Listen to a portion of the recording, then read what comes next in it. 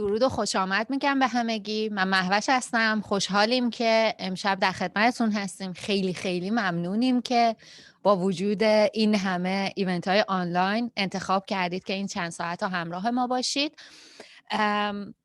واقعیتش امسال همه دیگه خسته شدن از این ایونت های آنلاین. برای همین دو برابر ما تشکر میکنیم از اینکه امشب همراهمون هستید. امسال برای همه خیلی سال سختی بوده. یکیش همین قضایای آنلاین که ما خیلی خوشحال میشیم که دفعه بعدی، مراسم بعدی حضوری در خدمتتون باشیم. امسال علاوه بر سختیش که برای هممون بوده، یه سریا براشون حتی سخت‌تر بوده. عزیزی از دست دادیم امسال. امیدواریم که سال پیش رو سالی باشه پر از خنده های از ته دل، جوری که لپاتون درد بگیره. خیلی خیلی سال خوبی باشه براتون. سلام به همه شما عزیزان.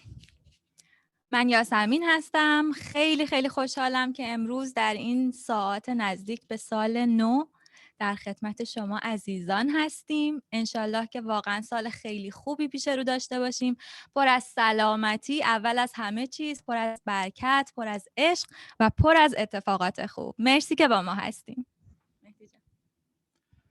اول از همه عذرخواهی بکنم، این از فواید برنامه زنده است که یهویی دوربینمون قطع میشه.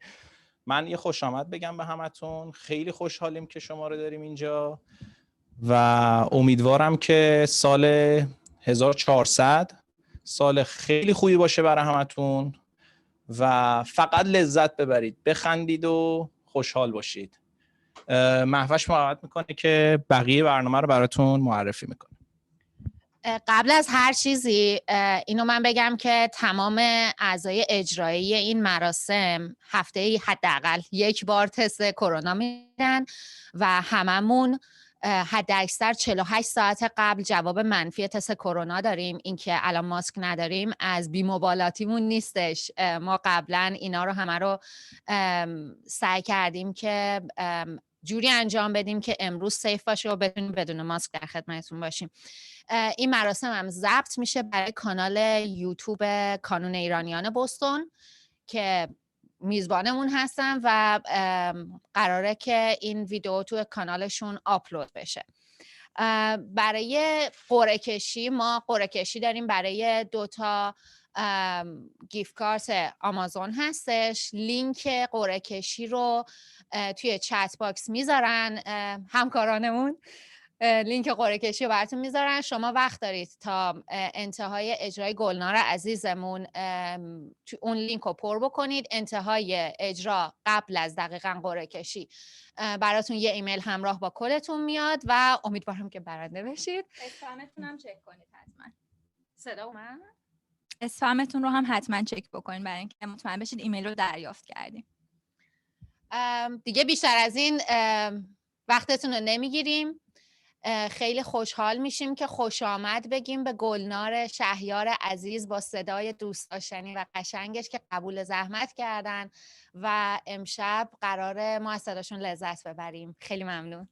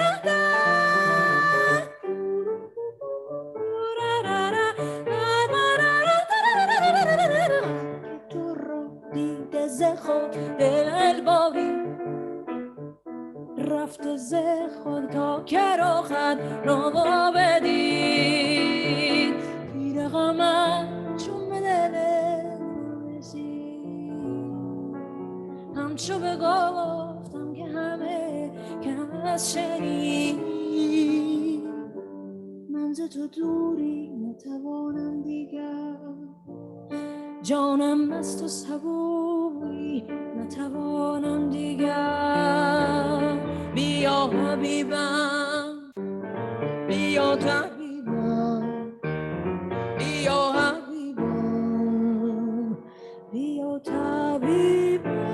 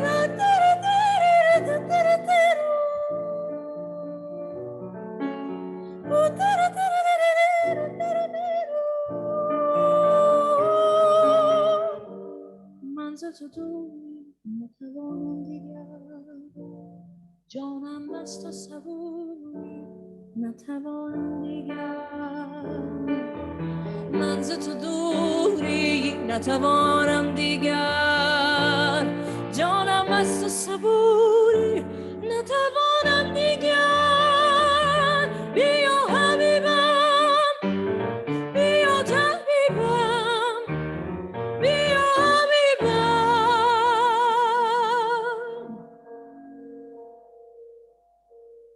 بیا طبیبم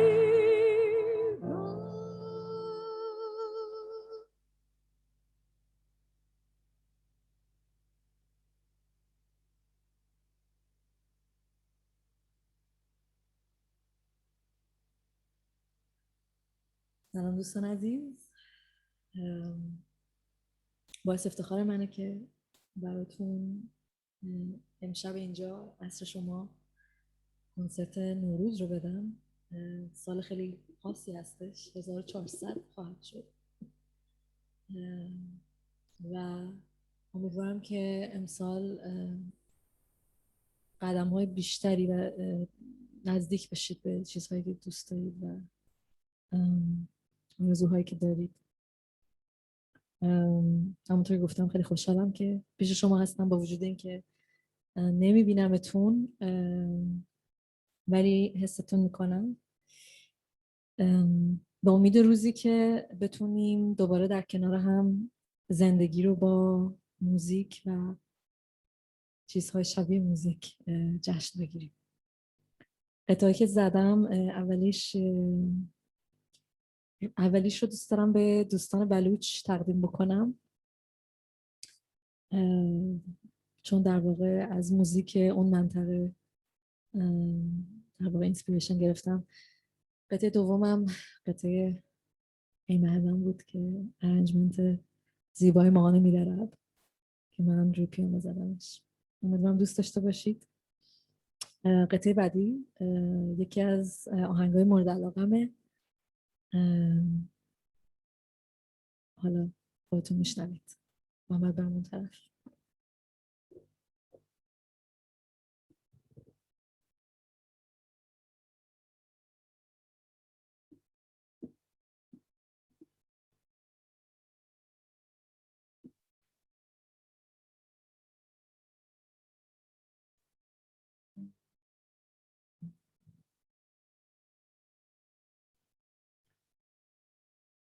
خب اینجا البته خونه منه، پس یه جورایی میتونم بگم خوش اومدید به خونه من.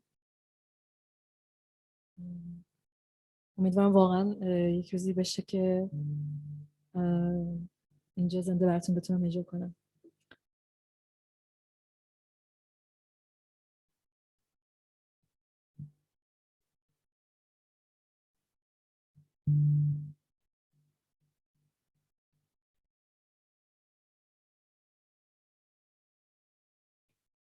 سلام من به تو یار قدیم، منم همون هوادار قدیم، هنوز همون خراباتیم هستم، ولی بی تو سبوی می شکستم. همه تشنه لبیم، ساقی کجایی؟ گرفتار شبیم، ساقی کجایی؟ اگه سبو شکست عمر تو باقی، که اعتبار می تویی تو ساقی. اگه میکده امروز شده خونه تزیر، وای شده خونه تزیر، تو میرا به دل ماتمی، تو مرشد و بیرمه به جرم مستی، سر دار ملامه میمیریم و میخونیم سر ساقی سلام.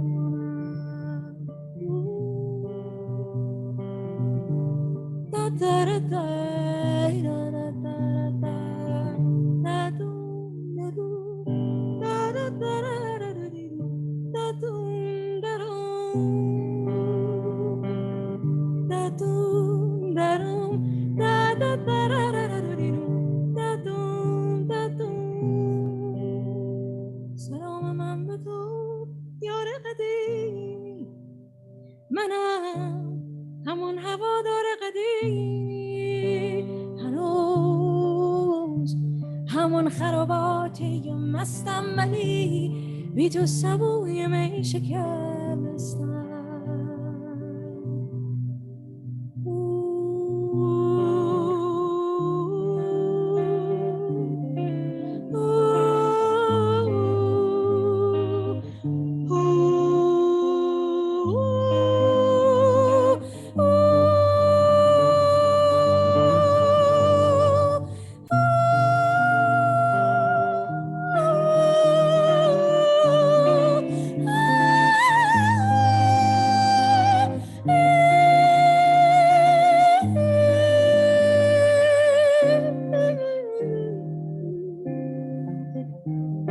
اگه میکردم امروز شده خونه تزیر، شده خونه تزیر، تو میرو به دل ما توی تو مرشد و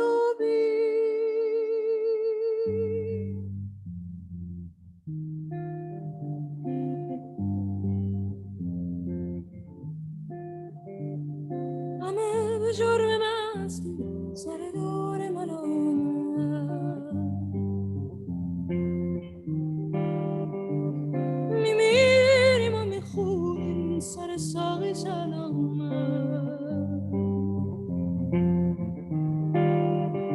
همه به جرم مستی، سر دار ملامت میمیریم و میخونیم سر ساقی سلامت. همه به جرم مستی، سر دار ملامت میمیریم و میخونیم سر ساقی سلامت.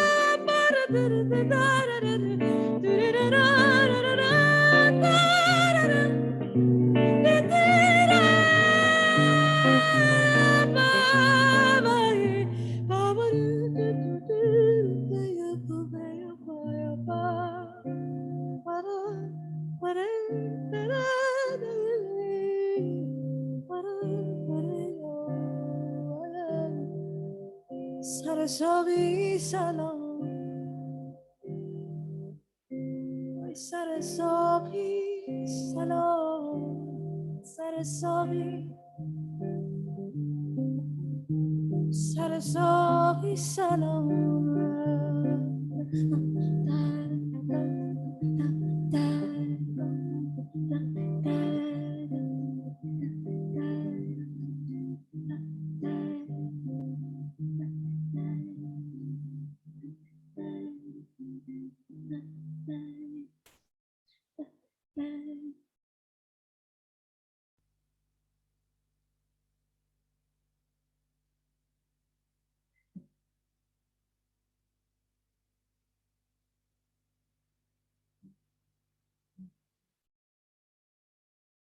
این آهنگ خیلی چیز، این آهنگو که من ارنج کردم خیلی ریاکشن متفاوتی گرفتم، کاملا متضاد و خیلی برام مهمه که بدونیم خیلی ارزش قائلم برای ارزش این آهنگ، به خاطر اینکه این آهنگ برای هممون داره.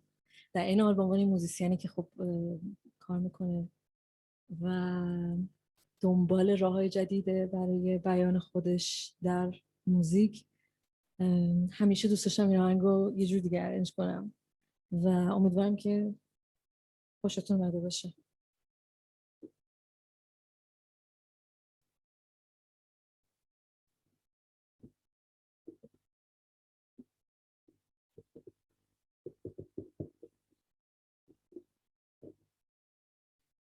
باید بگم خیلی سخته بدون شما اینجا اجرا کردن. یعنی بدون اینکه شما رو آدم بشنوه.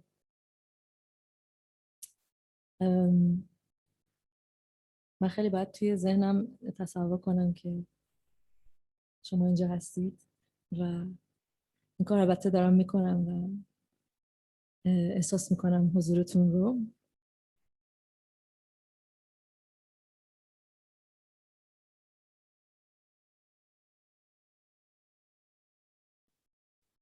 خب فکر میکنم دیگه باید آهنگ آخر رو براتون بزنم. آهنگ آخر یک آهنگ هستش از در واقع کلاسیکال، رپتوار کلاسیکال ایرانی، تصنیفی به نام آتشی در سینه دارم، ارنجمنت زیبایی ماهان میدارم.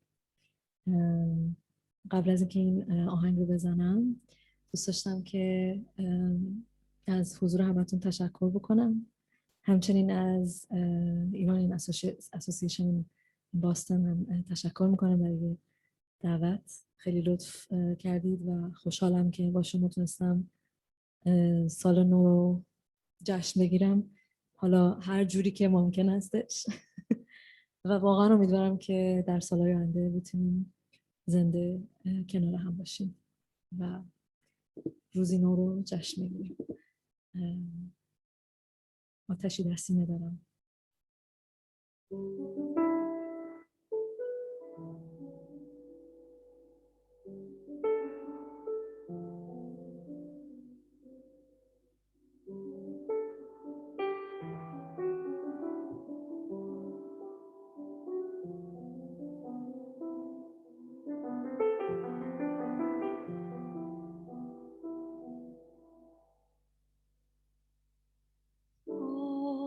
آتشی در سینه دارم جاودانی،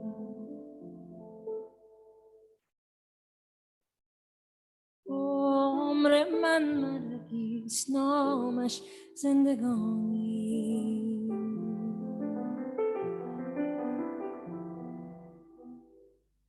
رحمتی کن که از غمت جان می سپارم، بیش از این من طاقت هجران ندارم.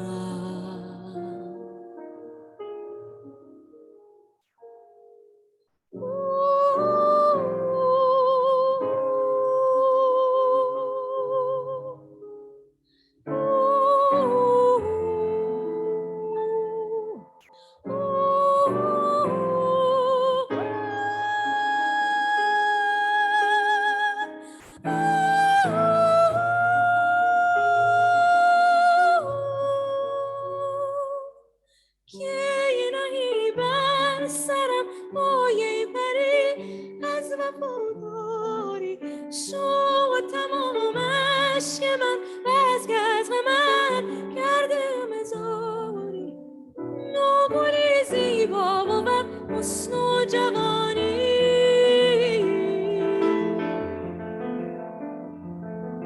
عطر آن گل رحمت است و مهربانی نوگلی زیبا بود حسن و جوانی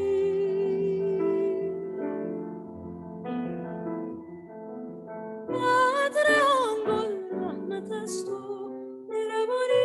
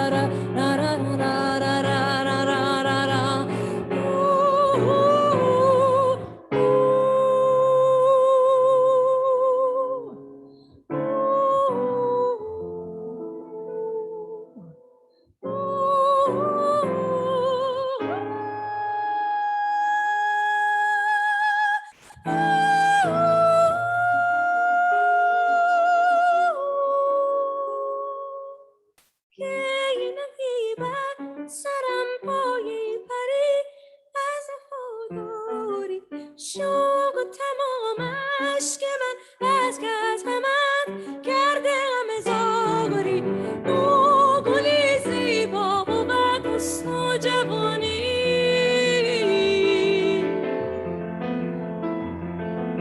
عطر آن گل رحمت است و مهربانی نوگلی زیبا بود حسن و جوانی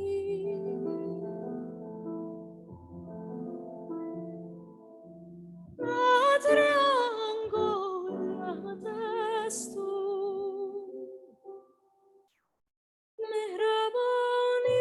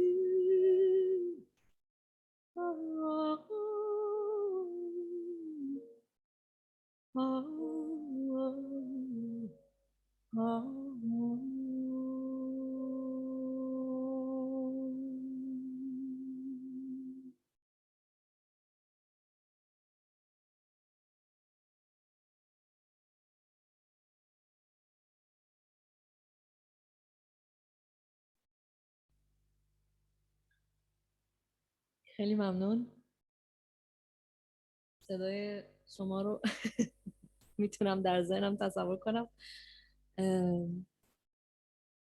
واقعا دوست داشتم اونجا بودم با شما و با هم میتونستیم جشن بگیریم.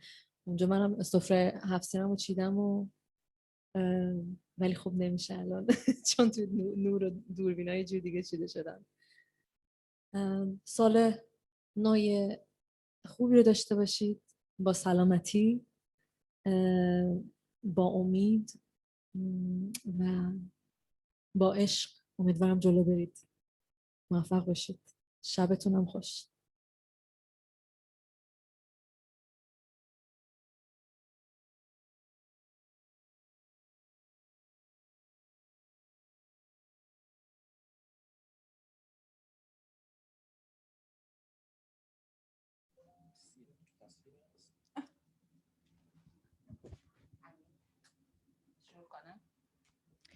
خیلی خیلی خیلی لذت بردیم ما. گلنار عزیز گفتن که تو صحبتاشون گفتن که آدینس زنده ندارن و اینا. ما این پشت بچه ها زحمت کشیدن. لحظه ای که آهنگ ساقی شروع کردن ما همه با هم شروع کردیم همخونی. بچه ها فیلم گرفتن تگم کردن گلنار عزیزو. ما این جمعی که الان دور هم جمع شدیم مدیون کانون ایرانیان بوستون هستیم که ما در اصل قسمتی از کانون ایرانیان بوستون هستیم که این ایونت رو ترتیب دادن، هزینه هاشو تقبل کردن. IAB Iranian Association of Boston. IAB خیلی قسمت‌های مختلفی داره، یعنی خانواده خیلی بزرگیه، بخش‌های مختلفی داره که البته لینک دونیشن بهش رو توی چت باکس میذارن براتون. شما میتونید به هر قسمتی که میخواید دونیت بکنید. هزینه هایی که این مراسم گرفته میشه یا اصلا این کانون 33 ساله که پابرجاست از دونیشن های شما عزیزانه. این لینک دونیشن رو میذارن اونجا که میرید قسمت های مختلف، بخش های مختلف IAB رو برای دونیشن انتخاب میکنید. مثلا ماها خودمون از بخش هپی هلپرز جوین شدیم به کانون ایرانیان بوستون و اون بخش مرتبط با کمک هزینه برای بچه هایی که پذیرش گرفتن فول فاند و دارن میان آمریکا، یه سری کمک هزینه هایی که از نظر قانونی اوکی باشه انجام بدیم، اونا رو ما پوشش میدیم. هپی هلپرز مثلا داشتم مثال میزدم که توی اون بخشای مختلفی هست. یکیش مثلا هپی هلپرز، شما میتونید اونجا تیکو انتخاب بکنید و مبلغی که دوست دارید رو دونیت بکنید به هر بخش از IAB که خودتون صلاح میدونید و حس میکنید که بیشتر با روحیات شما همخونی داره. قسمت بعدی قسمت هیجان انگیز قسمت هیجان انگیز قرعه کشی هستش که یاسمین و مهدی زحمتشو میکشن. مرسی مهوش. خب همونطور که مهوش اول برنامه توضیح داد، یه لینکی بود که شما دوستای عزیز باید پرش میکردین و ثبت نام میکردین و اگه این کار کرده باشین همین الان باید یه ایمیل گرفته باشین. حتما اسپمتون رو هم چک بکنین، شاید ایمیل رفته باشه توی اسپم. توی اون ایمیل یک شماره به هر کدوم از شما دوستایی که ثبت نام کردین داده شده. حالا از بین اون شماره ها ما میخوایم قرعه کشی بکنیم و ببینیم کیه برنده خوش شانس امشبمون. ما این قرعه کشی امشب تو 2 مرحله داریم. میریم برای مرحله اول.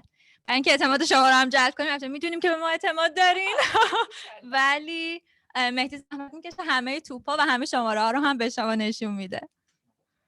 من راستشو بخواید توی دستم بیشتر از اینا جا نمیشه دیگه. به بزرگی خودتون ببخشید.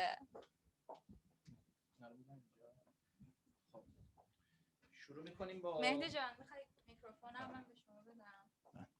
اینا رو قرض میدم به یوسی که کمک بگیرن. میگن 2 تا هندونه رو با یه دست نمیتونی بگیری، ولی ما مثل این که نمیتونیم. عرضم به حضورتون که این شماره اول، شماره 2 امیدوارم که ببینید. شماره 2 رو میندازیم تو. شماره بعدی شماره 7، شماره 8 که دیگه مشخصه. بعدی شماره 1، بعدش 6. مطمئنی 6 بود؟ آقا نه من تایید میکنم آقا، یه دونه ایندیکیتور داشت. این هم شماره 3. شماره بعدیش این شماره 9، اینو نگه میدارم که تایید کنید. و شماره بعدی 5، شماره بعدی هم 4 و 0 هم که دیگه خالیه دیگه شما به بزرگی خودتون ببخشید. خب اینو ما میبندیم براتون. بله خب اگه حاضرید بریم. 1 2 یه دونش در اومد. خب ما قرار بود بیشتر بچرخونیم ولی یه دونش ما رو سورپرایز کرد. خب شماره اول شماره 2. شماره 2. خب ما 2 رو میندازیم تو دوباره. برش میگردونیم. آره اینو امین خیلی خوشحاله چون من همیشه یادم میرفت بندازم تو. خب تون میچرخونیم ولی این دفعه هم ورکاوت نکرد. بازم زود اومد. شماره 4. شماره قبلیمون چند بود؟ 2. خب شماره 4. برش گردونیم. نه دیگه دارم سعی میکنم. اینم اینجا رو برمیگردونیم. تمام. شماره 24. اگر که الان صدا میرسه؟ نه.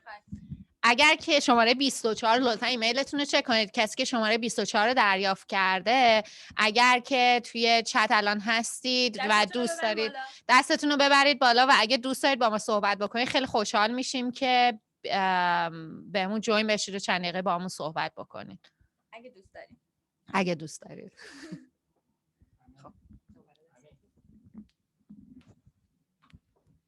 هستن؟ خانوم اکرم هستن. خب دوست دارین ما جوین بشین؟ کسی دستشو بالا برده تو چت.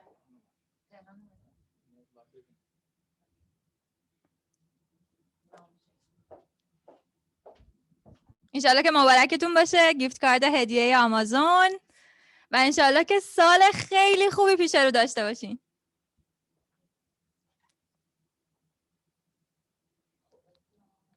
خب ما مثل اینکه بودن ولی دوست نداشتن جوین بشن. انشالله که مبارکشون باشه. خب خیلی هم عالی. برنامه بعدی ما آماده پخشه. آماده پخش زنده است برنامه. خیلی خیلی ممنون که همراهمون هستید. برنامه بعدی خیلی براش هیجان داریم. تهران عزیز قرار بهمون جوین بشن. من خودم یه خاطره بگم. من اولین بار که اجرای تهران رو دیدم اوپنینگ اکت ماز جبرانی بودم. بعد من خیلی لذت بردم و اینا. بعد از اون موقع به بعد دیگه خودم خیلی خیلی طرفدارشون شدم. خیلی خوشحالیم که قبول زحمت کرد. تهران عزیزمون اومد امشب بهمون ملحق شده و میریم که برنامه اجرای زنده ایشون رو داشته باشیم. مرسی همراهمون هستید.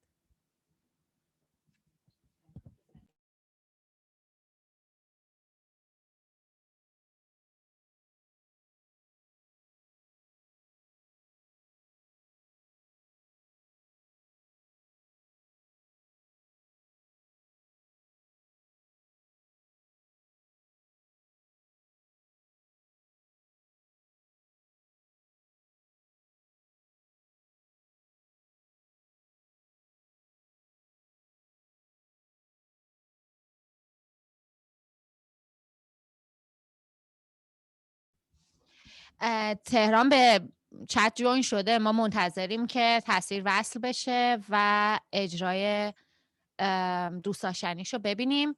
شما هم مثل ما منتظر باشید.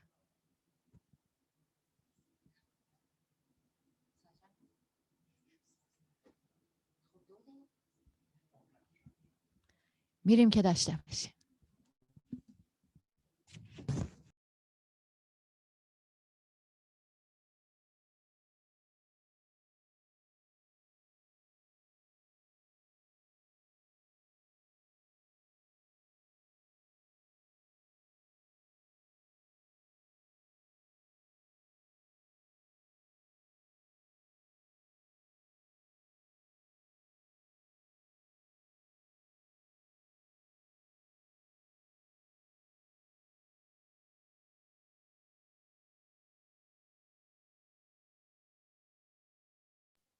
تهران عزیز میوت هستی. اگر که داری صحبت میکنی ما صداتو نمیشنویم. نه نمیدونستم. نوبت من الان. الو تهران جان صداتو داریم. صدا میاد؟ بله عالی. الان من شروع کنم برنامه؟ بله you can go. That's what's up. سلام به دوستان عزیز. میخواستم نوروز رو تبریک بگم. ببین یه چیزی بگم. این برنامه‌های زوم یه جوریه که ما خودمون نمیدونیم چی کار میکنیم. Mickey needs to get fired. Someone needs to get fired. The guy who works at Skype. یک شخصی بود که اسکایپ رو اختراع کرد. اسکایپ رو فقط همه اسکایپ رو میشناختن. یهو تا قرنطینه شد همه رفتن زوم. یعنی ما اصلا آدمای خیلی بی‌وفاییم. تا قرنطینه شد همه رفتیم زوم. بچهای باستون و نورث ایسترن. What's up? And who's Jelani? Jelani Latif? Hi, Jelani. How are you? Can everyone hear me? Can they see me? I want to make sure they can all see me and hear me. بخاطر که listen, من خودم اومدم نوروز به باستون یونیورسیتی تبریک بگم.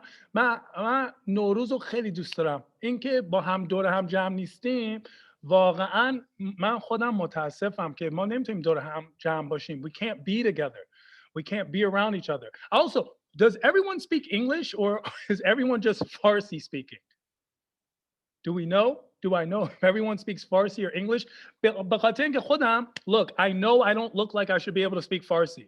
I know this. بخاطر اینکه همه موقع منو میبینن میگن oh my God, Tehran, I cannot believe it. I cannot believe you speak the Farsi. I cannot believe it. تعجب میکنن مردم. عوضش من خودم وقتی که شما انگلیسی صحبت میکنین من خودم هم تعجب میکنم به خاطر اصلا باورم نمیشه که شما انگلیسی بلدین به قیافاتون نمیاد. منم خودم I'm like I can't believe you speak English. That's crazy to me that you all speak English. So I just want to make sure that everyone can hear me, everyone can see me. We're here together for Norooz. Norooz رو تبریک بگم به همه به خاطر اینکه نوروز. Listen, for everyone who doesn't know what Nowruz is, my man Jelani who's on the video, what's up Jelani, and everybody else, if you don't know what Nowruz is the first day of the year for all the Persians. All the Persians in the world, it's the first day of the year. But just to let you know, it's actually the first day of the year for everybody. Everybody celebrates Nowruz because it's the first day of spring. And there was a time in the world where everyone celebrated Nowruz. That's why we say September, October, November, December. Sept means 7, Oct means 8, Nov means 9, Dec means 10, and then January, February would be 11 and 12. And then we would all have March as the first day of the year. That's why Persian months fall right on the zodiac signs. It's amazing. It's amazing how Persian New Year works. It's my favorite thing. And we do fun things like jump over fire. We jump over fire and then our neighbors call the police on us because we're setting fires. We're setting fires in our backyards. Neighbor, ما آتیش گذاشته بودیم واسه چهارشنبه سوری بچه بودم همسایه زنگ زد 911 fire department comes با شیلنگاشون آتیشو خاموش میکنه and we're jumping over. So we got like a water ride and a fire ride at the same time. Jelani, you want to know something very cool? Persian Santa Claus is a black guy. Did you know that?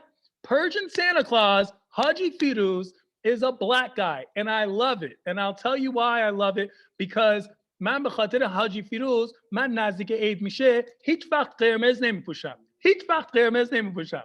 I don't wear red around Nowruz time, Jelani, because if one of the kids, یکی از بچه‌ها بیان بگن, oh my God, مامان بابا حاجی فیروز black guy, مش میزنم تو چشمش پرتش میکنم اون و میگم no, you have a black eye. I don't care. I have to, Jelani. I have to. I can't be called Persian Santa Claus. It's not fair. How would a big white guy with a beard like to be called Santa Claus? It's not fun. It's not a fun thing. It's not fun at all. برای شما که نمیشناسین من اسمم تهرانه. My name's Tehran. دورگه هستم یعنی I'm mixed. پدرم ایرانیه، مادرم آمریکایی سیاه‌پوست. My father's Iranian, my mother's American black. And they named me Tehran. Like, why? Why would they do that to me? Why did they think being black and Iranian was not enough oppression? Why add the name Tehran? Tehran is the capital of Iran. Did they just want to make sure that I could never go through an airport by myself? Like, is that what they wanted? من فرودگاه که میرم شماها راحت رد میشین. Me, I get a colonoscopy every single time I go in the airport. Like, why? Why is this happening to me? Why? And خیلی همیشه میپرسن like, Tehran, اسم واقعی تهرانه? And it's like, yes, Tehran is my real name. اسمی که باش متولد شدم. اسم واقعی من, it's my real name is Tehran. And the reason is because my dad, بابام بچه تهرانه. اسم بچه‌اش هم گذاشت تهران. My dad's from Tehran and named his kid Tehran. که هر شب من خدا رو شکر میکنم که بابام بچه قزوین نبوده اسممو بذاره قزوین، خاطر اینکه قزوین سخته. قزوین منظور نداشتم، اما قزوین برای ما آمریکایی‌ها خود سخته بگم قه گفتن سخته. You know, Jelani, just to let you know, Qazvin is basically the San Francisco of Iran. So it's whatever. That's not the point. The point is this, is that I'm always proud of being Iranian and I'm always proud of being Black. And it's one of the things that I love because it's so wonderful to be in America, be half Black, half Persian. In America, that's half Negro, half terrorist. You know what I'm saying? Like carjack, hijack, I'm capable of anything. I'm capable of anything. There's a senator giving a speech about me right now. Donald Trump talked about me like 14 times. Donald Trump talked about me 14 times. By the way, Boston Northeastern, hamatun darin mohandes mishin. All of you are engineers, right? Everybody at your school is basically an engineer. تقریبا هم نه، همتون مهندسین. من که میخواستم بیام اینجا برنامه اجرا کنم، بابام بهم تکست داد گفت نوروز و تبریک بگو بهشون و بهشون بگو که خاک بر سر تو تهران که تو دکتر و مهندس نشدی. That's literally what my dad texted me. My dad texted me بهشون بگی که من افتخار میکنم به اونا ولی تو رو نه. So my dad texted me that. So تقریبا که همتون دارین مهندس میشین واقعا باعث افتخاره that you're all مهندس. It's amazing what you do. You guys are studying. That's why people didn't realize that Muslim ban and the Iran ban was actually just hurting America because the best and the smartest students are all Iranians. The CEO of Uber, Iranian. The most of the executives at Google, Iranian. All these people are Iranian Americans. That's why I hate when people think Iranians are terrorists. Iranians are not terrorists. Iranians are doctors, they're lawyers, they're engineers, they're dentists. If they're not so smart, they're chiropractors. There's so many things. There's so many things, right? The one thing they're not is terrorists. Terrorists nistim Iranian. به خاطر اینکه برای terrorist بودن you have to be on time for your flight. یعنی به واقع باید به پرواز برسی. عمرن ما به پروازمون به موقع برسیم. We're always late. Like we will never get to the flight on time. We're late people. We show up late. That is what we do. Iranians show up late. In fact, اگر مهمونی داشته باشی, if you have a party and Iranians show up on time, there's something wrong. If you have a party and Iranian people به موقع برسن, there's something wrong or they have somewhere better to go. They're just coming in, they're stopping by and they're leaving. Iranians are never on time. They're never on time. Except for Bita. I feel like Bita وقتشناسه. Like از قیافه Bita معلومه که وقتشناسه. رضا هم وقتشناسه. محمد که اصلا وقتشناس نیست. He's always late. He's always late. ببین همه از من میپرسن تهران فارسی چرا اینقدر خوبه؟ فارسی چجوری اینقدر خوب یاد گرفتی? How did I learn Farsi so well? And I tell them my dad is actually, I let them know, بابای من, he's a professor at teaching people things. He teaches people. It's like استاده. واقعا نابغه است. یک تکنیک مخصوص درست کرده برای بچه یاد دادن. He created the special technique to teach kids به نام توسری. با توسری هر چی که میخوای به بچت یاد میده. مثلا هر چی که میخوای. بچه اگر شما بچه داری میخواین بچه‌تون آدم بشه بفرست خونه بابا من دو روزه همه رو آدم میکنه. That's what the world needs. The world needs more Persian dads in the world and the world would be a better place. That's literally what it is. Persian dads are the best parents. Persian dads and moms are the best parents in the world. They are the best parents in the world. I really قبول دارم. In fact, I'll tell you, Iranian parents, Jelani, Iranian parents love their kids more than anyone else. Iranian parents, مادر پدر ایرانی بچه هاشون از هر پدر مادر دیگه بیشتر دوست دارن. They love their kids more than anyone. That's why we all still live at home. We're the real Iranian hostage crisis. We're never allowed to leave the house. Do you understand that we can never leave our house? Persian parents do not let their kids leave. They do not let their kids leave. These kids at Boston and Northeastern, they had to win a lottery, a visa, and then run away from their house. They had to run away just to get to school here. Persian parents never let us leave. As soon as, I'm telling you, as soon as I touch the doorknob, even at my age, my baba will pop up out of nowhere like a ninja. Baba, he'll pop up, Tehran, you're leaving? You're leaving? He says it like انگار که هیچ وقت بر نمیگردم. Like I'm never coming home. Tehran, داری میری؟ یه جوری میگه که why, Baba? Why are you so worried that I'm میرم? And then I'm like, Baba, I'm leaving. You're leaving? Oh, this time of night? این موقع شب آدم میره بیرون؟ این موقع شب بابا 3 بعد از ظهر بابا دارم میرم بیرون. It's only 3 in the afternoon. What do you mean این موقع شب? This time of night. I'm coming back. And I'll tell you why. I will tell you why. Because all Persian parents do is watch the news. That's all they do. They watch the news. فقط میشینن اخبار تماشا میکنن. 24 ساعته, 24 hours a day. They watch the news on big screen televisions. They love the news. And they can't listen. They love the news, but it cannot be good news. It has to be bad news. If it's good news, they will change the channel and find bad news somewhere in the world because they hate good news. Bad news only because they love doing this. Oh, oh, oh, oh, oh, oh, oh, oh. And then they make you come, oh, oh, oh, oh, oh, oh, oh, oh, oh. And they rub their bald heads. Oh, oh, oh, oh, oh, oh, oh, hamash taqsir Arabas. That's what they say. They blame the Arabs for everything. I'm like, Baba, what do you mean? Oh, oh, oh, oh. Oh, English nabud alon Iran chi mishod. Like, why do you need to zarj bekeshi, Baba? Why do you have to zarj? They love it, Jelani. They love the hurt. They love it so much. I'll tell you something. I was leaving. My Baba popped up out of nowhere like a ninja. It's like, Tehran, you're leaving? I'm like, Baba, I'm leaving. He's like, oh, where are you going? Where am I going? I'm going to the mall. To the mall. He says it like, to the mall.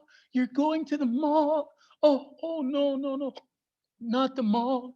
Don't go to the mall. I'm like, Baba, why can't I go to the mall? Oh, I was watching the news.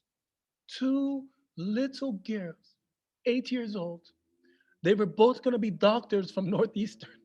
2 little girls, 8 years old. They go to the mall. They're getting kidnapped and then killed and then murdered at the mall. I'm like, Baba, 2 little girls, they're 8 years old. How do you even know they were both going to be doctors? They were both going to be doctors.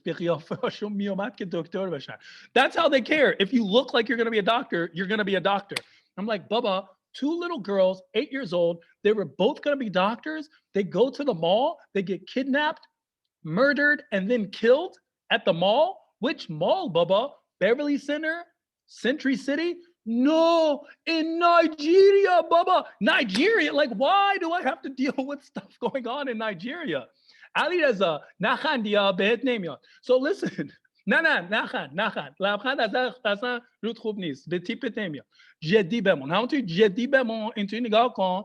Look disappointed. Look like a disappointed Persian father. It's amazing. Behet miad. That's what they do. They blame everything that happens on the news. They blame it like it's your fault, like you have to deal with it.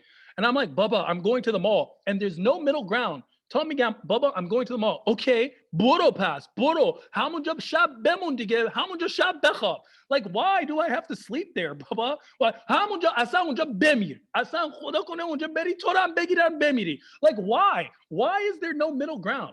Why can't Persian parents yekam ravon, like, calm down, like, like, can we live? Compromise just a little, because everything's a big deal. Persian parents, everything's a big deal.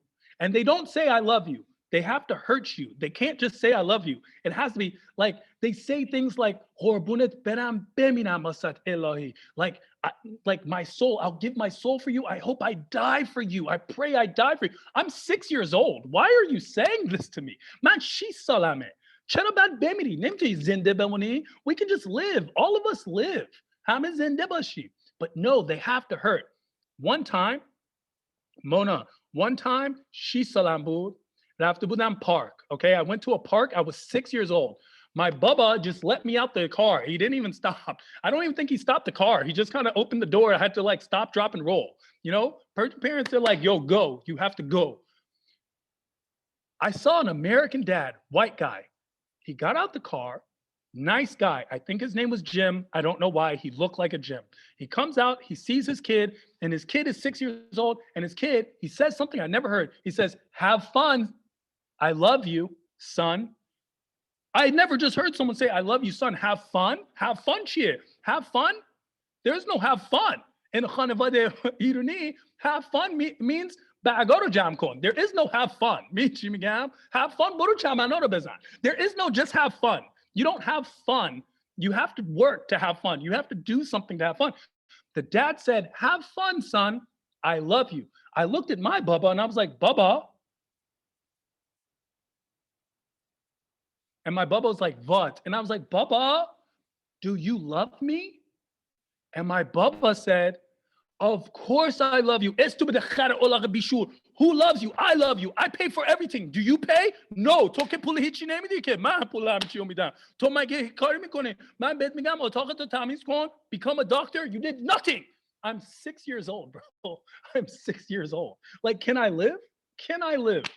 Can I live? How was I going to clean my room and become a doctor? I'm 6 years old. Because Persian parents say things like to you, when I remember at one time when I was 15, my Bubba was like, when I was 15, I was already 45. How is that even a thing? That's not real. You can't be 15 and already 45.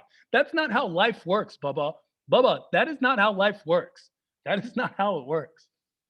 And I'll tell you something, Jelani. I'll tell you something. As our American friend on the show right now. When you're an American friend, it's easy to take a friend over to your house, but not when you're Persian. Persian parents, you can't just take a friend over to your house when you're Persian. You have to prep them.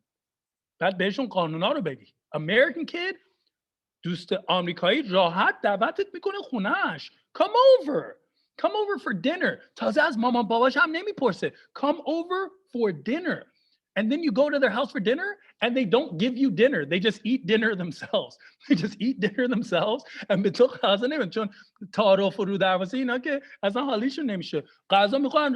eating dinner. You're just standing there like, hi. They're like, hey, how are you? You good? You had a good time? Americans, they just invite you over. Persian house, you don't just get to come over. You have to put in work to come over. American house, you just walk in, you go in. Persian house, qanun dare. You have to take your shoes off. American kids don't take their shoes off. You have to tell your friends, take your shoes off. You know what? Don't even wear shoes. Just come. Don't wear shoes. Just leave your shoes at your house. And then as soon as they come in to the house, what do you have to say? You have to teach American kids to say hi because they don't say hi. And when they don't say hi, what do your parents say? That's what they say. They all say the same thing. Why? Why do my friends have to be cows, Baba? Why are they cows? Like, why is my friend a cow? We're 6. We are 6 years old, okay? Then, when you go to an American house, I'll tell you something. The one thing they have is good snacks. Twinkies, M&Ms, ice cream, the snacks. خونه آمریکایی بهترین snack ها رو داره. خونه ایرانی, you bring a friend over and your Bubba's like, دوستت کیشمیش میخوره. No one wants کیشمیش, Bubba. هیچ کس کیشمیش نمیخوره. کیشمیش, no one wants کیشمیش. تا از کیشمیش زرد از کجا پیدا کردی؟ کیشمیش زرد کی میخوره? How did you even find کیشمیش زرد, Baba? Or از همین دوستت گردو میخوره. No one wants گردو, Baba. What are we, 94 years old? No one wants گردو. دوستت انار میخوره. Anar takes 46 days to eat one anar. It takes 46 days to post one anar for 14 dune anar. That's what it is. You know how hard it is to eat anar? دوست تخمه میخوره. تخمه. مگه دوستم پرنده است تخمه بخوره. Why can't we just live? Why don't you have normal snacks? Especially around Norooz. Norooz, listen, I love Norooz, but the snacks are not good. What's the shiriniya haste nokhod chi besh migan? The 4-1, the clover mikhori, and it tastes like sand. When you eat it, it tastes like sand. It gets stuck in your gelut gear, and you're like, and you would rather burn your mouth with tea. You would rather just burn your mouth with tea because you're dying from the nokhod shirini. You know what I'm saying? Or there's the one shirini that just crumbles everywhere. When you bite it, it just crumbles. It just crumbles all over you. It's in your beard. It's in Reza's beard right now. There's shirini in Reza's beard. They're Shirini and Reza's beard. Or they give you Zulbiya Bamiya. Zulbiya Bamiya, as soon as you bite one, honestly, you get diabetes. Every time you eat one Zulbiya or Bamiya, you get diabetes. Like, I got Mazakoni, you get a cavity for sure. There's no other reason for Zulbiya Bamiya. There are 290,000 calories in every single Zulbiya Bamiya, and it's 954 pounds of sugar to make one. Like, where did you even get these snacks? I had a friend, یکی از دوستامو دعوت کرده بودم بیاد خونم.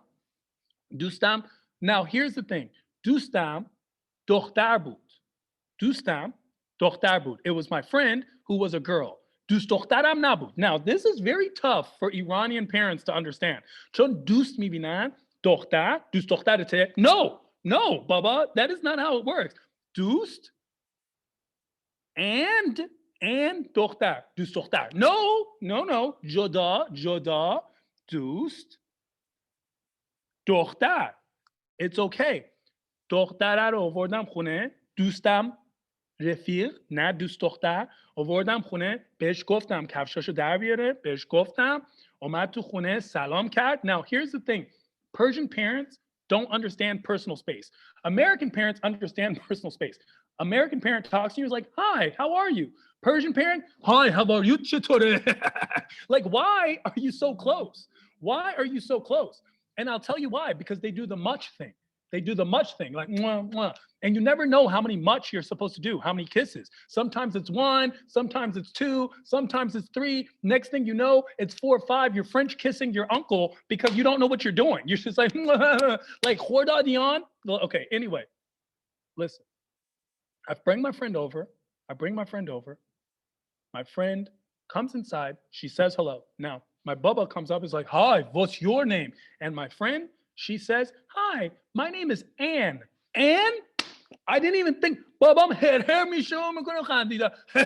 your name is Anne? Hello, Anne. Oh my God, Anne, you don't even smell. Oh my God, Anne, would you like some angur? How about some anor? Would you like some toilet paper?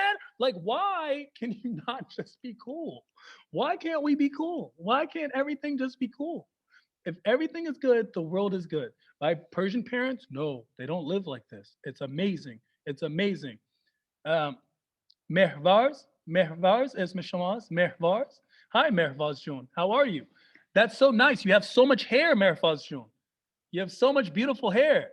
That's right. Pas farda kachal mishi. So I love it now, bro. That's the فرو کن توش. بخاطر اینکه پس فردا دیگه نیستش. رضا ماشاءالله چقدر مو داره. رضا. تهران مهرورز از بچهای پشت صحنه است. مسئول صدا و تصویره. مهرورز. ایشون هم مهدیه با این همه مو و بچهای مجری. ایشون موهاش چقدر بلنده. این نسل جدید ایرانی اینطوریه ها. نسل قدیم همه کچل. Everybody کچل. Every Persian dad is kachal, and they all have kachal in the same way. They're all bald in the same way. They have the bald spot and then the hair around it, and they make up for it with their mustache. They have like a big thick mustache and chest hair. They all have chest hair. Hair down here, none up here. It's so crazy to me. It's so crazy. Genetiке. Right? نسل جدید چقدر همه خوشتیپ و خوشگل و خوشقیافه و مودار. It's amazing. نسل جدید چون آب هوا آمریکا رو خوردی اینطوری شدی یا آب هوای آمریکا رو خوردی اینطوری شدی. ببین, I'll tell you something about why I learned Farsi. The reason I learned Farsi, یعنی دلیلی که من رفتم فارسی رو, من مو دارم. Someone asked me about my hair. I have a lot of hair. I have hair. So دلیلی که من رفتم فارسی یاد گرفتم و بهتون میخوام بگم. ببین, من رفتم فارسی یاد گرفتم. The reason I learned Farsi is, first of all, of course, I'm proud of being Iranian. افتخار میکنم به ایرانی بودنم. ولی دوما دلیل مهمتر از اون اینه که من میخواستم بدونم شماها پشت سر من که تو روحم هستی چیا دارین میگین. بخاطر اینکه ایرانی‌ها, Iranians are professionals at talking trash about you behind your back in front of your face. They are professionals at this. They do it on purpose. Sometimes they don't even speak Farsi. Sometimes my baba's like, Tehran, ugly fat girl, nigah kon. Baba, ugly fat girl is not Farsi. Don't say it. It's not Farsi, baba. Stop. That's not okay. You're not allowed to say that. من میخواستم بگم شما پشت سر من چیا میگین. That's why I learned, Jelani. If you're around Iranian people, learn what they say. If you ever hear the word khariji, they're talking about you, my friend. Khariji means foreigner. Jelani, khariji means foreigner. Now understand, Iranians came to America from Iran and started calling Americans khariji. They started calling Americans khariji, which means foreigner. Iranians came to America and called Americans khariji. And Garkas mehmun biyad sabkhune dar biyad. Like that doesn't make, how is that even possible? How do you do that? They came to America and they just took over, bro. They took over, Jelani. They took over. If you hear khariji, they are talking about you, my friend. That's why I learned Farsi. And especially, there's not a lot of black Persians. Now, there is an entire population of black Persians in the South, but for the most part, Persians all look kind of like Reza and Mona and Ali Reza and Mer Faris, just a little less hair, a little more attitude. These are very friendly Persians. But I used to go to Mehmuni. Mehmunis are big gatherings, Jelani. Mehmunis are big gatherings. I used to go to these parties every weekend. They have these big parties, big Mehmunis. And I would go into the kitchen, and now in the Iranian community, you don't just say, this is my aunt. No, we don't just have aunt. We have amme and we have khale. Amme is your aunt on your dad's side. So your aunt on your dad's side is amme. On your mom's side, your mom's sister, your aunt on your mom's side is khale. Now, Khale is always great. Khale is fun. Khale is hot. Khale is young. Even if Khale is old, she's young. Khale is like, hi, bache ha, Khale khoshgele. Like everyone loves Khale, Jelani. Everyone loves Khale. Khale is so fun. Khale is amazing. Am is not. Am is mean. I don't know why. Even if Am is nice, she's still mean. It doesn't even matter how nice Am is. We still hate Am. But everyone loves Khale. همه خاله رو دوست دارن. مثلا سرینا رو نگاه میکنم قیافش معلومه که خاله است. You're a khale. You're so young and cute and you're hot and you're fun. That's not معلومه. You know what I'm saying? You're a khale. علی رضا عمه است. علی رضا عمه است. به قیافش میاد که عمه باشه. علی رضا's mean. علی رضا لبخند بزن. Okay? صدا که ندارم هیچی، خنده ندارم هیچی، اقلا یک لبخند یه چیزی. So listen. Khales are khale khoshgele, khale khube, khob, good looking khale, nice khale. You know what word we have for amme? Amme gorge. Faqat amme gorge. That's the only term we have for amme. Amme gorge. Like wolf amme. Like literally wolf amme. Why? Why, akhe? Why? Amme is so nice. But ammes talk trash about you behind your back in front of your face. Mirafta mehmuni. And I would go to these parties, and Amme would be there. And Ammes would be in the kitchen just cooking food. And as soon as I walked in, Jelani, they would turn around and they go, in siyahe kiye, ino dige ki avarde, which means, who's this black guy? Who brought him? And I learned Farsi just so I could javobishunum bedam, and I would be like, Amat man avarde. That's what I learned. Amat, your aunt brought me. How about that? Amat man avarde. That's why I learned Farsi. I learned Farsi just to say Amat. But then everybody started to get to know me. And then I started doing TV and doing all the stuff. And then everyone knew me. So then people didn't talk trash about me, Jelani. As soon as I walked into the room, people would be like, Tehran ha, Tehran, it's Tehran. Farsi balade. He knows Farsi. They would say that so they could tell each other not to talk trash. That's what they would do. Etala midadan beham dige. Jane, push سرش حرف نزن میفهمه همه رو فارسی بلده. That's their trick. Oh, Tehran فارسی بلده. Tehran, you're so Farsi. ولی قبل از کرونا بود دیگه. رفته بودم مهمونی. I went to a mehmuni, Jelani, and I went inside the kitchen, and there was these two ammes in the kitchen. And they, as soon as I walked in, they go like this. In siyahe kiye, ino ki avarde. Who's this black guy? Who brought him? And man hazir budam jawab bedam. Vay to omadam jawab bedam. Before I came to answer, دیدم پشت سرم یک سیاه‌پوست نرقو وایساده بود. گفتم راست میگی خانم این سیاهه کیه؟ اینو دیگه کی آورده? Who's this black guy? Who brought him? There was this big black guy there that wasn't supposed to be there. I was like, where did this guy come from? Hey, buddy, I've been working this crowd. You don't just get to walk in and be in this crowd. You know what I'm saying? That's my Ghormeh Sabzi. That's not your Ghormeh. Give me that Ghormeh Sabzi. That's my Ghormeh Sabzi, Jamal. Like, why is this guy just at this party? I've been working these parties for years. That's the thing. And I'll tell you something. Baby, my amam Irani. Man, my aunt Jelani, she's in Iran. Man, amam khob dust daram. I love my amme, but I don't know my amme. Yani amam khob nemishnasam chon Irane. So when ames ما که بچه‌ها که اینجا بزرگ میشیم ما همه خب یه چیزی بگم من معلومه که از ذاتم خب از ذاتم معلومه که من آمریکایی ام. یعنی از ذاتم معلومه که من آمریکایی ام و این ظاهر من معلومه که آمریکایی ام و ذات من مثل همه بچه‌ها که اینجا بزرگ میشن همه با دو تا فرهنگ مختلف بزرگ میشیم. We're all mixed. All the kids that were raised here outside of the country, we're all mixed and we all go through the same stuff. None of us want to talk to Amme on the phone. None of us want to talk to Amme on the phone. ما نمیخوایم با Amme پای تلفن صحبت کنیم. خب نمیخوایم دیگه. مثلا Amme زنگ میزنه. What do Babas do? Babas like, تهران بدو Amme پای تلفنه. Amme. And I'm like, and he's like, Amme. He gets so excited. Because when they call from Iran, they love Iran and they yell. They act like the phone doesn't work. They're like, "Allo!" Like, why are you yelling? It's a phone. Telephone. If you speak, it'll work. Allo, salam. Like, why are you yelling into the phone? And then they want you to talk to Amme. They're like, Amme paito, Amme bodo. Every conversation with Amme is exactly the same. Every conversation. This is Amme. This is me talking to my Amme. This is me talking to Amme. We all are going to have to talk to Amme for aid. Exactly.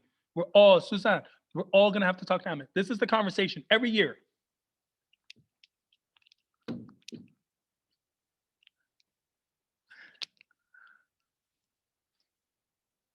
Allo, salam Amme jun. Khubam. Bale. بله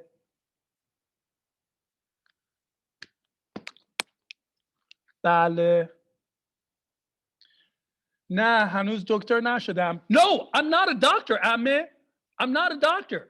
Amme, I'm 59 years old, Amme. I'm never going to be a doctor, okay? I'm never going to be a doctor. I'm 75 years old, Amme. I'm not going to be a doctor.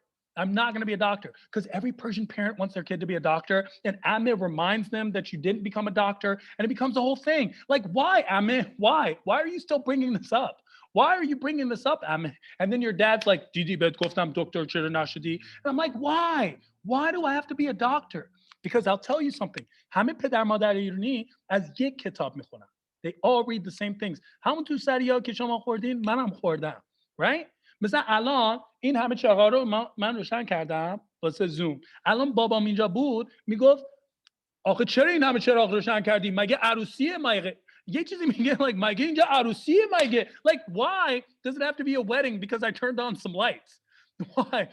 پول آب و برق زیاد میشه. They always care about پول آب و برق. That's all they care about in their lives. پول آب و برق.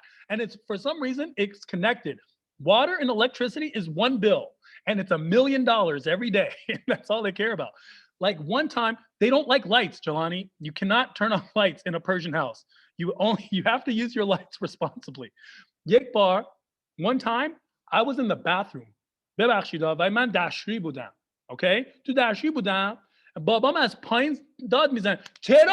چراغ دستشویی رو خاموش کن بد مصبو. Turn off the lights. And I'm like, Baba, mani tuam, I'm in here. And my Baba says, Mage didan dare. That's what he says to me. Mage didan dare. That's what he says. Do you need to look? Baba, I am in the bathroom, bro. Can I live? And then, Jelani, when you're in a Persian house, you're never allowed to open the refrigerator door. If you open the refrigerator door, they all lose their minds. That's not how Yakhchal kar mikone, okay? Yakhchal, you can open the door and it's okay. In fact, you know what? If I went on Shark Tank If I went on Shark Tank in Iran, my idea would be a see-through refrigerator that you can look at the refrigerator's contents without opening the door. It would make $1 billion in Iran. بخاطر اینکه ما همه داداش شنیدیم در یخچال ببند غذا همه خراب شد. Or if you open a window, پنجره تا باز میکنی پنجره رو ببند هوای خونه رفت. Like why? There is no هوای خونه. Just پنجره رو باز کردم. It's fine. We'll be fine. And then یکم سنت بیشتر میشه به چی میگن؟ وقتی که با دوستات میری بیرون گردش برمیگردی خونه ها دیر میای خونه مگه اینجا هتل هر موقع میخوای بری و بیای. Why is this a hotel? I just went out. I'm back. We're together.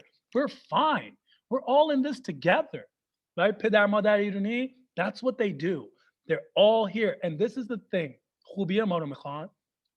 واقعا بهشون افتخار میکنم به خاطر اینکه خیلی زحمت ما رو کشیدن که ما رو به این مرحله رسیدن. یک دست به افتخار پدر مادرای ایرانی، یک دست محکم یک دست به افتخار پدر مادرای ایرانی که واقعا زحمت ما رو کشیدن and they made it all happen.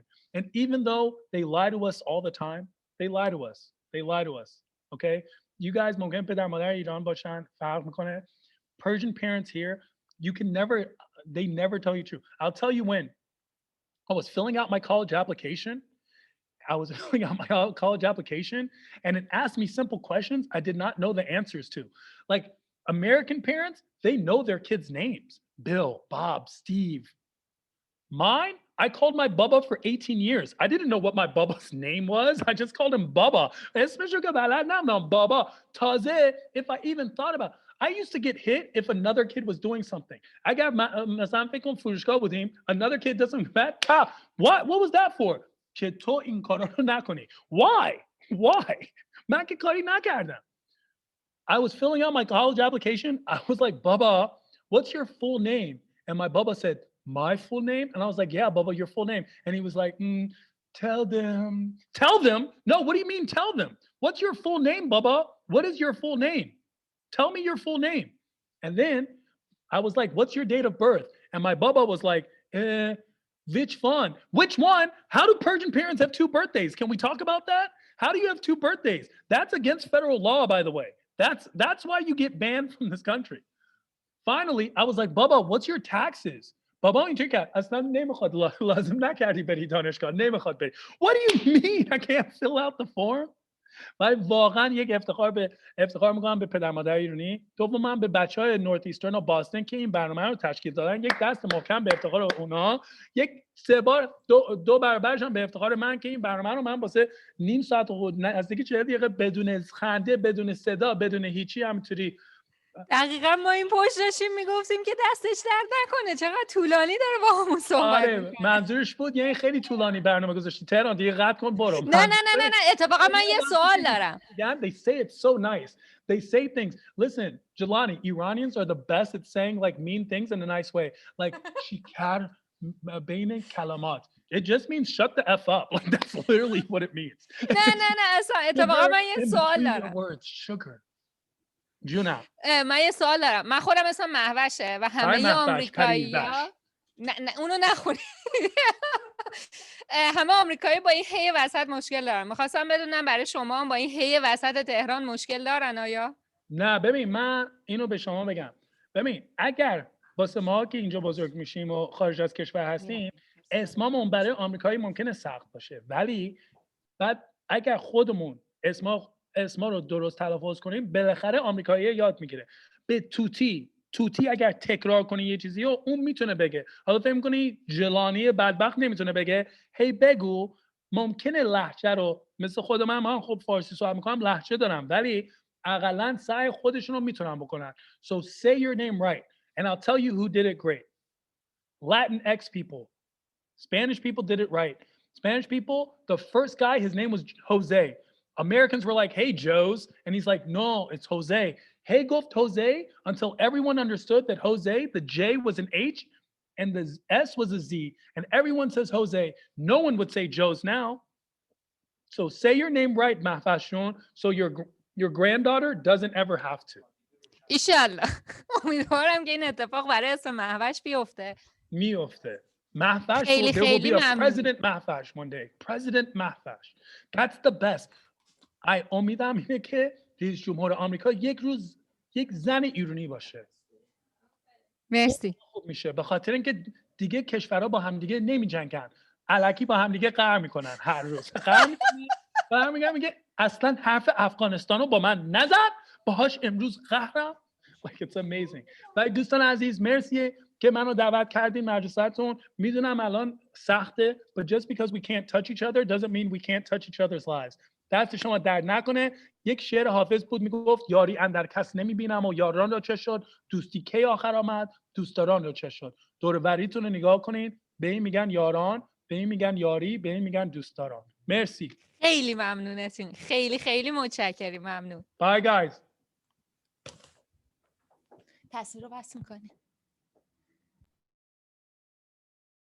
پشت خندیدیم، کلی این پشت لذت بردیم. حالا فیلماش در میاد، فیلماش رو میبینید. خیلی خیلی ممنونیم از تهران که لطف کردش، انقدر جوکای قشنگ و خنده‌دار گفتش، ما از این لذت بردیم. یه مورد دیگه میخواستم بگم، در اول صحبتاش راجع به عید و نوروز و ماها و اینا گفتش. یه سوال داشتم، میدونید که ما قرار بود که اینو قرار بود اول بگیم، جزء برنامه بود که اول بگیم در مورد نوروز و اینا یه مقدار صحبت کنیم، که یادمون رفت که تهران عزیز که گفت یادمون افتاد ما اینو یادمون رفت بگیم. اینکه آرزو میکنن که 120 ساله بشید.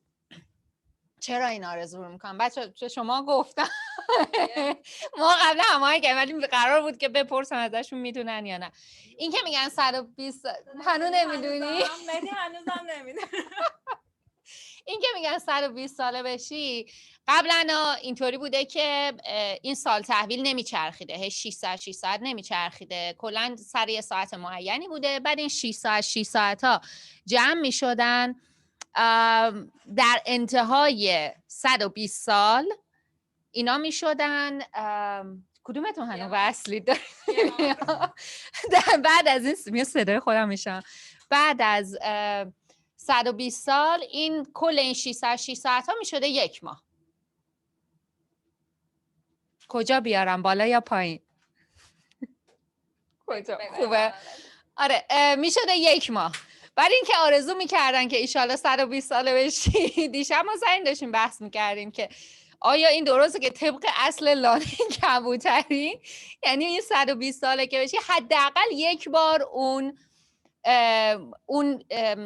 یک ماهی که اضافه بوده و همیشه سوروسات و جشن و اینا بوده رو قراره که ببینید. حالا واقعا کسی بوده 120 سال میکنه؟ فکر نکنم دیگه. اینم بحث کردیم، قرار بود مثلا که نه نمیشد 120 ساله ببینم. خب حالا دوباره قسمت دوم قرعه کشی رو داریم که مهدی و یاسمین زحمتشو میکشن. دوباره شماره ها رو میخواید نشون بدید یا قبولمون دارید؟ نمیدونم دیگه قبولمون کنید دیگه، دست نزدیم به خدا بهشون. بریم برای قسمت دوم قرعه کشی و برنده دوم امشب و اولین شماره بدون تقلب شماره 6. ایندیکیتورش بالاست. شماره 6. شماره‌هاتون رو چک بکنین، ایمیلاتون رو چک کنین، اسپمتون رو چک بکنین. حالا بریم بعدی. بریم برای شماره بعدی. خیلی کم میشه. بله افتاد. خدا رو شکر. شماره 3. شماره 63. اگر هستین اعلام حضور کنین. شما برنده دوم قرعه کشی امشبین. مبارکتون باشه. گیفت کارت هدیه آمازون $50. خانم سمیرا خیلی مبارکتون باشه. دوست دارین که بیاین بالا صحبت کنین؟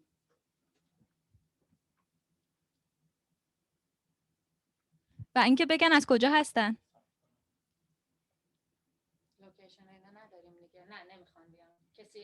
خب ایشالله که مبارکتون باشه. ایشالله سال خیلی خوبی پیش رو داشته باشین.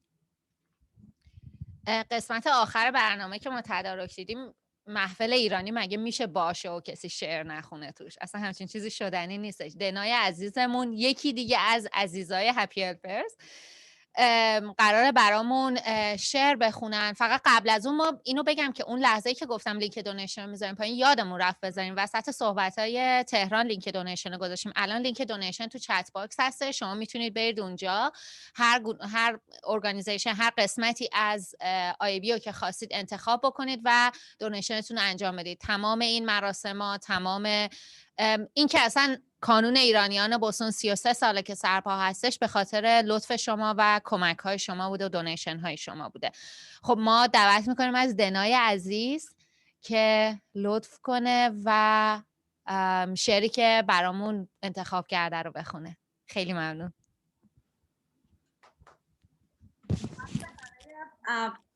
دوستان بخیر، بهارتون شاد، نوروزتون خجسته. من یک غزل انتخاب کردم از حافظ در باب بهار و سعی کردم غزلی باشه که کمتر شنیده شده و تقدیم حضورتون میکنم.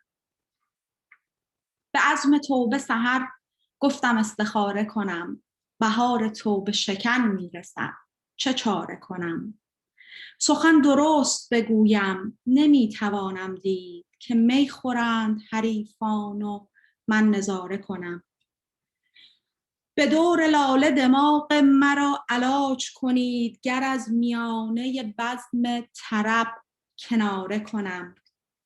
چو غنچه با لب خندان به یاد مجلس شاه، پیاله گیرم و از شوق جامه پاره کنم.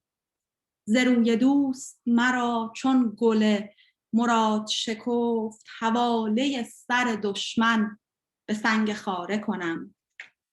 به تخت گل بنشانم بتی چو سلطانی، ز سنبل و سمنش ساز طوق و یاره کنم. گدای میکده‌ام لیک وقت مستی بین، که ناز بر فلک و حکم بر ستاره کنم. مرا که از زر طمغاست ساز و برگ معاش، چرا مذمت رند شراب خواره کنم. ز باده خوردن پنهان ملول شد حافظ، به بانگ بربط و نی رازش آشکاره کنم. میخوام یه شرحی بدم براتون از این غزل و اینکه این غزل چرا و با چه هدفی سروده شده. قبلش میخوام اشاره کنم به این که حافظ اون موقع توی چه شرایط تاریخی بوده. وقتی بوده که شاه ابواسحاق به دست امیر مبارزالدین کشته میشه و حافظ بسیار علاقه داشته به ابواسحاق و امیر مبارزالدین آدمی بوده که اهل تظاهر بوده، شرابخواری بوده که در ملأ عام گفت من توبه کردم و دیگه نماز گذاشت و ولی از راه تزویر. و حافظ بسیار سر دشمنی داشت با امیر مبارزالدین. حالا بریم ببینیم که چطور شده. و یه چیز دیگه هم که اضافه کنم این که حافظ در دربار ابواسحاق حقوق میگرفت، نه مثل همه شاعرهایی که فقط برای چاپلوسی و تملق شعر میگفتن. حافظ به خاطر شناختی که از مردم داشته جایگاه بسیار رفیعی داشته و وقتی که امیر مبارزالدین میاد حافظ دیگه حقوقش قطع میشه و خانه نشین میشه برای مدتی و البته اواخر پادرمیونی میکنن و حافظ دوباره برمیگرده، اما هیچ وقت امیر مبارزالدین رو قبول نمیکنه. در بیت اول که میگه به عزم توبه سحر گفتم استخاره کنم، یک کنایه بسیار طنزآمیزی توی این مصرع هست که حافظ ما برای کار خیر معمولا استخاره کسی نمیکنه. میخوای توبه کنی توبه کن دیگه، استخاره چیه؟ منظورش اینه که من داره میخواد نشون بده که من نمیخوام توبه کنم. درسته که شرابخانه ها رو اومدن بستن ولی من نمیخوام توبه کنم، برای اینکه بهار توبه شکن میرسه و من چاره‌ای ندارم به جز اینکه می بخورم. در بیت دوم میگه سخن درست بگویم، یعنی میگه من حرف صادقانه میزنم، نمیتونم ببینم که حریفان می میخورن و من فقط تماشاگر باشم. در این بیت یک ایهام بسیار زیبایی وجود داره. حافظ امیر مبارزالدین رو داره میاره جلوی چشمش. میگه که امیر مبارزالدین خودش شراب میخوره، درسته که داره ما رو نهی میکنه، ولی من چطور بشینم و ببینم که اون شراب میخوره من نخورم؟ به دور لاله دماغ مرا علاج کنید. دور لاله یعنی فصل بهار، دماغم که یعنی مغز. در مصرع بعد میگه گر از میانه بزم طرب کناره کنم. میگه اگه تو فصل بهار من می نخورم، شما باید ببرید یه جای مغز من رو درمان کنید. و من کسی نیستم که میخواری رو کنار بذارم. و در این بیت یک دهنکجی واضحی میکنه به کسایی که اصرار دارن که رابطه بین حافظ و امیر مبارزالدین رو خوب کنن و ازش میخوان که حداقل تظاهر کن مثل بقیه. چو غنچه با لب خندان به یاد مجلس شاه، پیاله گیرم و از شوق جامه پاره کنم. اینجا منظورش از شاه همون ابو اسحاق هست. میگه که توی فصل بهار که من شراب می نوشم، اگر که دوباره بتونم مجلسی مثل مجالس پیشین داشته باشم، در واقع یاد شاه ابو اسحاق میفته و میگه من اگر که یه همچین چیزی اتفاق بیفته از شوق گریبان خودم رو پاره میکنم. ز روی دوست مرا چون گل مراد شکفت، حواله سر دشمن به سنگ خاره کنم. میگه که اینجا منظورش از دوست باز ابو اسحاقه. میگه من اگر بتونم دوباره برگردم به اون روزها و ابو اسحاق رو ببینم، دشمن اینجا امیر مبارزالدینه. اون موقع است که میتونم سر امیر مبارزالدین رو به سنگ بشکنم. به تخت گل بنشانم بتی چو سلطانی، ز سنبل و سمنش ساز طوق و یاره کنم. طوق به معنی گردنبند هست و یاره به معنی دستبند. میگه که دوباره هنوز تو همون تصورات این که اگر که ما برگردیم به زمان قبل چی میشه. میگه که اگر که اون اتفاقا بیفته من یک یاری رو میارم و مثل سلطان بر تخت میشونم و از سمن و سنبل براش گردنبند و دستبند درست میکنم. گدای میکده‌ام لیک وقت مستی بین، که ناز بر فلک و حکم بر ستاره کنم. میگه من هر چند که از گدای در میخانه بیشتر نیستم، ولی وقتی که می نوشم و مست میشم دیگه اون موقع در اون حالت بر ستاره ها حکم میکنم. مرا که از زر تمغاست ساز و برگ معاش، چرا مذمت رند شراب خواره کنم. به نظر من بسیار کوچک این بیت بسیار زیباست، ایهام بسیار زیبایی داره. برای اینکه اول خودش رو مثال میزنه. زر تمغا یعنی پول مالیات، ساز و برگم که یعنی وسیله زندگی. میگه که من که دارم مالیات دولتی میگیرم، اشاره میکنه به حقوقی که داره میگیره. میگه من که از مالیات دولتی دارم حقوق میگیرم، من چطور میتونم در جایگاهی باشم که کسی رو بخوام نهی از منکری بکنم، بخوام به کسی بگم چرا شراب مینوشی، که در واقع به زیبایی تمام اینجا اشاره داره به امیر مبارزالدین که تمام سوروسات دربارش از خراجی که از مردم میگیره و الان در جایگاه خودش رو قرار داده که بیاد و نهی کنه مردم رو از شراب خواری. ز باده خوردن پنهان ملول شد حافظ، به بانگ بربط و نی رازش آشکاره کنم. داره اشاره میکنه به خودش که من دیگه تو خونه نشستم و خسته شدم از این که در ملأ عام نمیتونم شراب بنوشم و ممکنه که به بانگ عود و نی این راز رو برملا کنم. غزلی بود از حافظ تقدیم به شما. بهارتون شاد.